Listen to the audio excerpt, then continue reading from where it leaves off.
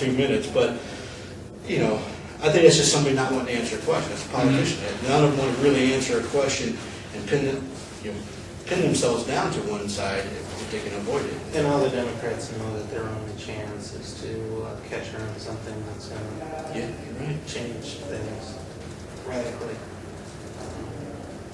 Well, if you believe the polls that are coming out, I mean, she got a little damage from it. She did.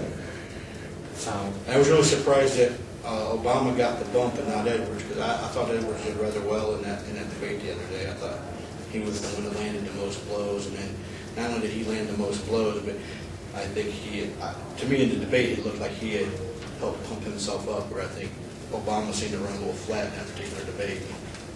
But, So do you think on the Democratic side, it's Hillary at this point, and nobody's got a chance to catch her? No, nobody does. unless she does something catastrophically stupid. And even if they gang up on her for the next 2 months before primaries hit, nothing. She'll always be the victim. Okay. Yeah, that's where they're stupid, is if they gang up on her, because she is going to look like the victim. So who's going to end up being her enemy? Well, the guy that says, why we all got to gang up on Hillary, Bill Richardson. He's the one that played, he played the nice guy in the debate. So unless she, it's either going to be, I think, him when it comes to those other people on the stage, or she's going to pick a completely no-name person that we just don't even have a clue. You remember when Herbert Walker Bush picked Quayle? I mean, where did that come from? I've been hearing Evan Bayh, his name being thrown around as being a VP possibility for her. So I think Edwards has no chance just because of the money situation. He could just be buried in an avalanche, and he's got nothing to fight with. All right, we'll see. Republican side, I mean, is it still as wide open? I mean, McCain's sort of coming back a little bit here. McCain is picking up lately, I've noticed.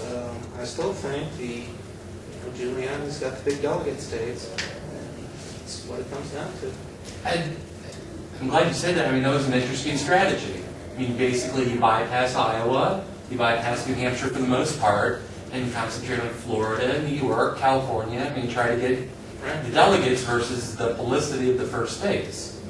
Man, grateful. I mean, it's going to come down to, if everything's breaking according to polls, Romney picking up all the early wins, Right. and Giuliani with all the delegates.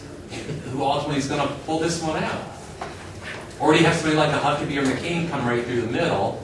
Well, remember the last election, I think, was it Dean was really leading the Democratic field going over into Iowa. I think they made a way too big a deal about the woo. Yeah, I mean, I don't think it was some maniacal, Well, I remember watching that. I mean, he was just trying to rally everybody. Yeah, he was just excited. But, to me, Kerry kind of came out of nowhere. I mean, he was kind of in the mix, but, yeah, I think that, after the first couple of primaries, I think we could see somebody that we I didn't think that he would finish that well, or I didn't think that he would be leading here at this point. Yeah, I think the Republicans are wide open, because I think people are just not sure, because The way this, the voting dates are lining up, though, I mean, there's not going to be much chance for gathering momentum. It's going to be bang, bang, boom, it's going to be over. yeah, that's why my hope for a Newt Gingrich will never happen, because I don't think at this point you can jump in late and gain enough steam. I mean, I think that, of course he comes with a whole lot of baggage. For myself, I kind of overlooked the baggage just because I think he's a super intelligent man with some great ideas. That's what it boils down to for me. Is I want somebody with some substance, and most of the candidates really flat at this point.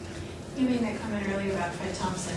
What has he done that, or not done that? He's done nothing. Or did he come in too late, first of all? He is all sizzle and no steak. Well, there was this big climatic buildup, and then, then it was, it just turned into this real laid back, and I like the laid back guy. I mean, I enjoy listening to him talk, and we've had some pretty good ideas, but,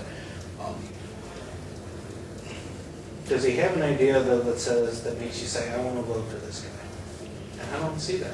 well, actually, when I look at Fred Thompson, I look at a guy and go, he won't cause a whole lot of damage. I really, Sometimes I think that's exactly. that's the way what I see in Fred Thompson. I don't think he's over. Other than the And a lot of times, there's nothing wrong with that, You're right. you know? Well, after, the last years, and where we're at right now, People were polarized over Clinton or polarized over Bush. Maybe just a quiet, unassuming guy is what we could use right now. So that makes me wonder if Gerald Ford. we would really go back to somebody like Gerald Hillary. Ford. Because it's really, you're going back to that other extreme then. Well, people do not have a medium opinion about Hillary. Yeah, People love her either or like hate her. her or they think she's, the second coming of Satan. Mm-hmm. The thing is, I'm not a Hillary fan. I have a sister who is just, infatuated with the woman, I think. And, we argue politics a lot and through emails and whatnot. She was down in Columbus. But like I said earlier, she's certainly, I don't think she's a terrible candidate. I think some of her ideas are terrible, but the point is, do I think she's got a chance of passing any of those ideas? I'm not so sure. So, it also depends upon who we elect in Congress along with them.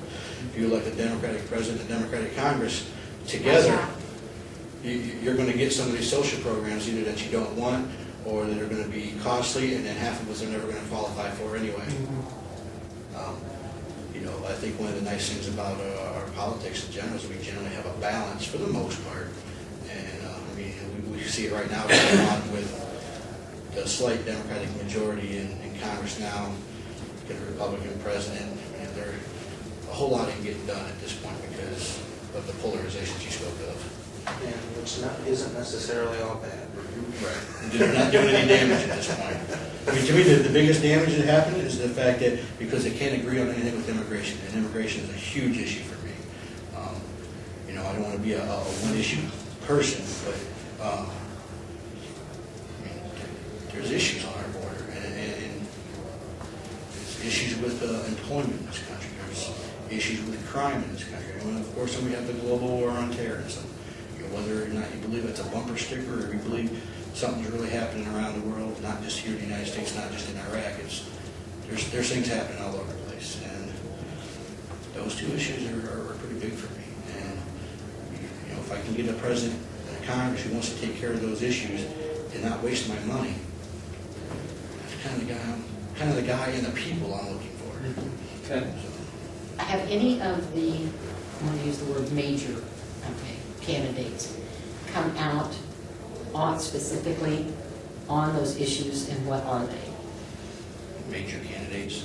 Most of them all skirt the That's why I don't know. That's it. Most of them skirt the immigration issue. Richardson, who's The only people that really struck my fancy when it comes to the immigration issue, obviously, it's a guy like Tancredo, who's not got a chance to win anything.